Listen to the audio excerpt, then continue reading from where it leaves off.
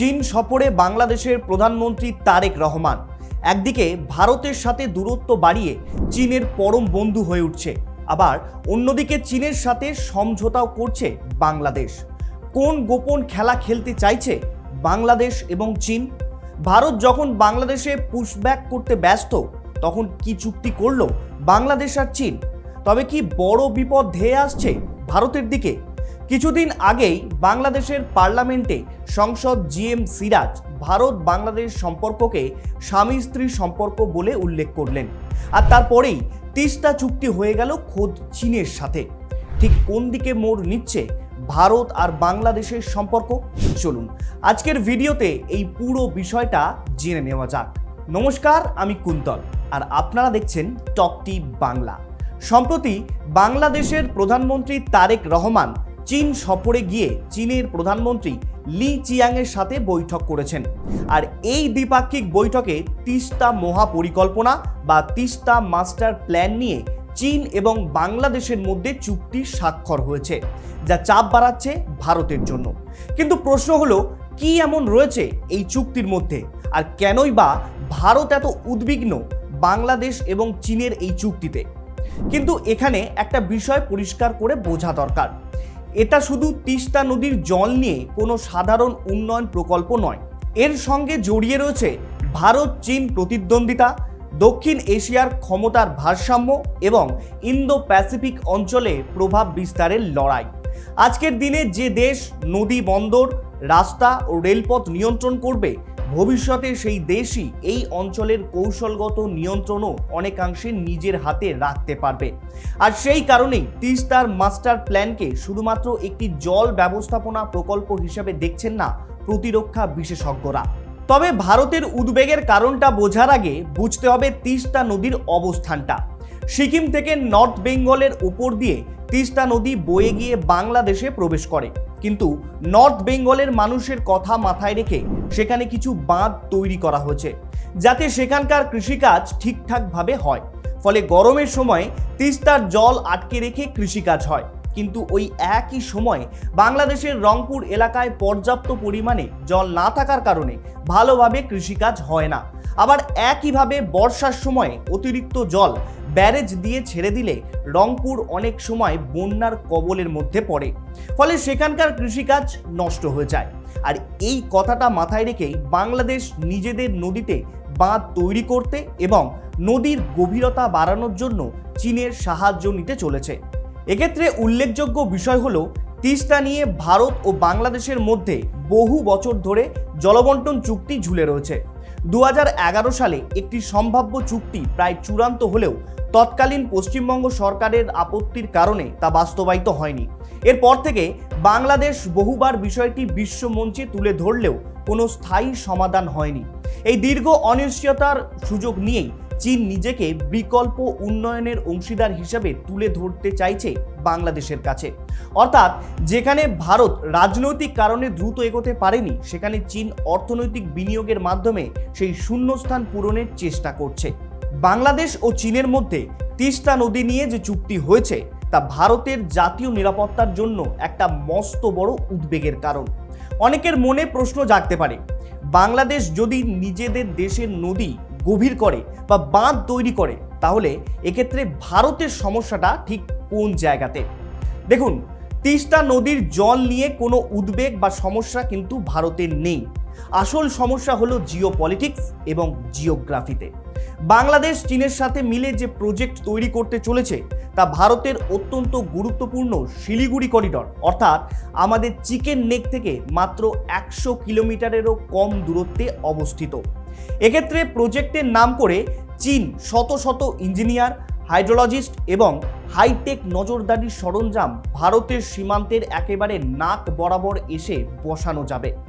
Defence এক্সপার্টদের মতে চীন এই প্রজেক্টের পিছনে ভারতের চিকেন নেকের ওপর কড়া নজরদারি চালাতে পারবে, যেমনটা আপনাদের এইমাত্র আমি বললাম।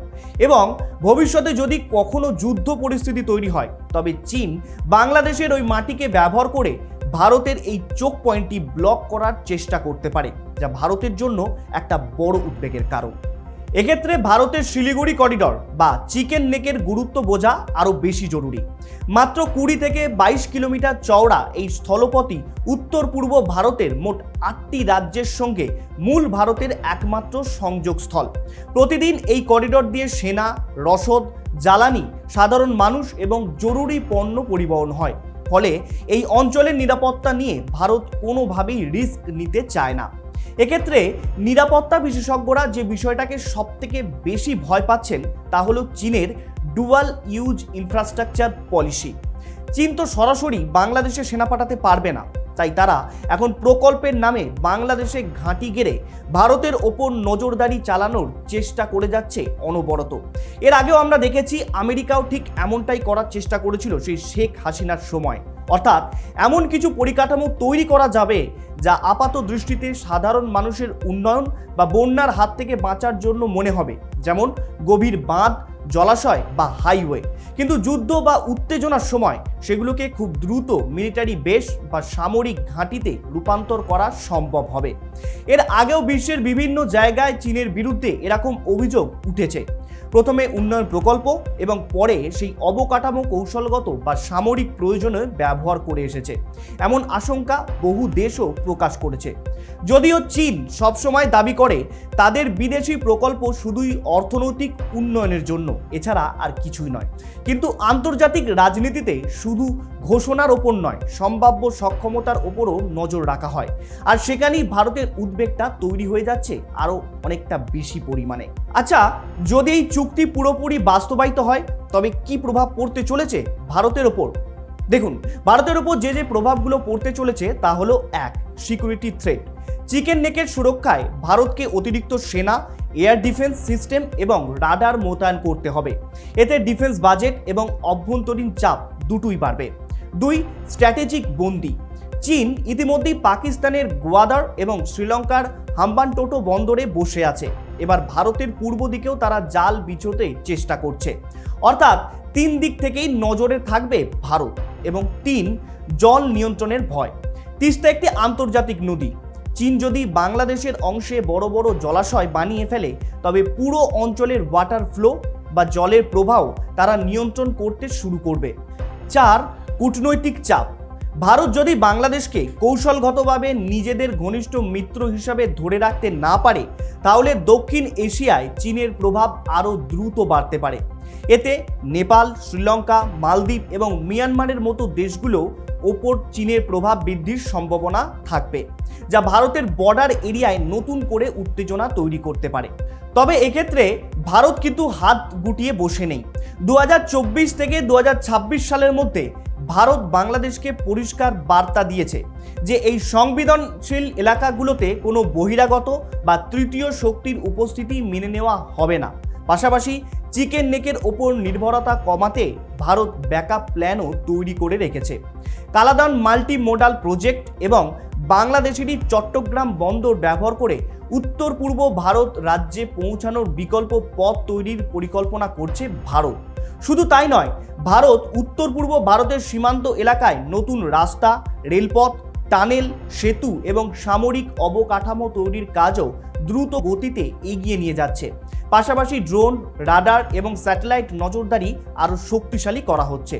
কারণ ভারতের কাছে এটি শুধুমাত্র একটা কূটনৈতিক ইস্যু নয়, বরং সরাসরি জাতীয় নিরাপত্তার একটা বড় প্রশ্ন। ভূরাজনীতির ভাষায় একটা কথা আছে, শত্রু যখন দরজায় কড়া নাড়ে তখন ঘরের জানালা খোলা রাখা যায় না। বর্তমানে ভারতও উত্তর পূর্ব ভারতের গেটওয়ে শিলিগুড়ি করিডরকে রক্ষা করার জন্য ভারত সব রকম প্রস্তুতি অলরেডি নিয়ে ফেলেছে। এখন চূড়ান্ত সিদ্ধান্ত নিতে হবে বাংলাদেশকে। তারা চীনের ঋণের জালে ফেঁসে ভারতের সাথে সম্পর্ক নষ্ট করবে, নাকি নিজেদের সুরক্ষায় ভারতের হাত শক্ত করে ধরবে। তবে এখানে একটা বিষয় মনে রাখা দরকার, বাংলাদেশ একটা স্বাধীন দেশ। তারা কোন দেশের সঙ্গে উন্নয়নমূলক সহযোগিতা করবে সেই সিদ্ধান্ত নেয়ার পূর্ণ অধিকার রয়েছে তাদের। একইভাবে ভারতেরও অধিকার রয়েছে নিজেদের জাতীয় নিরাপত্তা নিয়ে উদ্বিগ্ন হওয়ার এবং প্রয়োজনীয় প্রস্তুতি নেওয়ার। তাই আগামী দিনে তিস্তা মাস্টার প্ল্যান বা তিস্তা চুক্তি শুধুমাত্র একটি নদী প্রকল্প হিসাবে নয়, বরং ভারত, চীন, বাংলাদেশ ভূ রাজনীতির অন্যতম গুরুত্বপূর্ণ ইস্যু হয়ে উঠতে পারে। এখন দেখা বিষয়, এই প্রকল্প শুধুই উন্নয়নের মধ্যে সীমাবদ্ধ থাকে নাকি ভবিষ্যতে দক্ষিণ এশিয়ার কৌশলগত সমীকরণেও একটা বড় পরিবর্তনের সূচনা করে? এ বিষয়ে আপনাদের কি মত? আপনার মতামত জানান কমেন্ট করে।